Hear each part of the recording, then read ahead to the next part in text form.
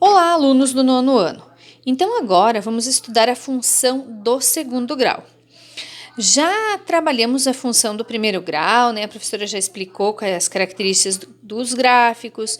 Então agora na função do segundo grau é aquela mesma questão. Tem uma variável dependente, uma variável independente, ou seja, em função do x nós vamos encontrar o y, que eu posso escrever assim ou escrever assim. A função do segundo grau, a característica dela é que ela tem que ter um x ao quadrado. Ela pode ser completa, como essas que eu coloquei aqui, ou incompleta, mas ela tem que ter o x ao quadrado.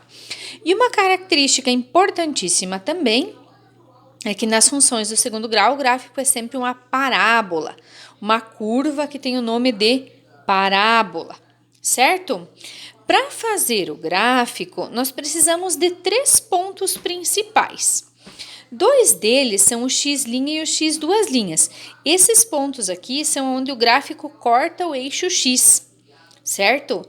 E também nós vamos, vejam bem, então eu vou explicar essa primeira parte aqui. Ó. Por exemplo, se eu tenho uma equação do segundo grau, que é o que nós já estudamos até agora, e essa equação tem o x' 2 e o x duas linhas 6. Se ela for uma função do segundo grau, esse x' e x duas linhas vai ser o ponto onde ela vai cortar o eixo x.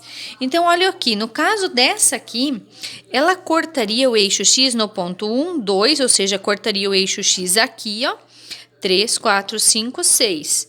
E cortaria aqui também. Então, aqui vai passar o gráfico. E uma outra informação importante é que, como é que eu sei se a parábola é virada para cima ou virada para baixo? Eu sei disso olhando o sinal que tem na frente do x ao quadrado. Se o sinal for positivo, a parábola é virada para cima. Se o sinal for negativo, a parábola é virada para baixo. Então, por exemplo, aqui, ó, no caso dessa aqui, se a equação é o a é positivo, a parábola é virada para cima.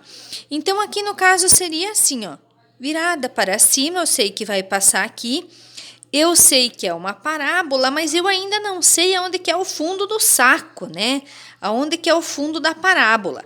O fundo da parábola, eu não sei se é aqui, se é aqui, se é mais para baixo, se é mais para cima, ele tem um nome especial.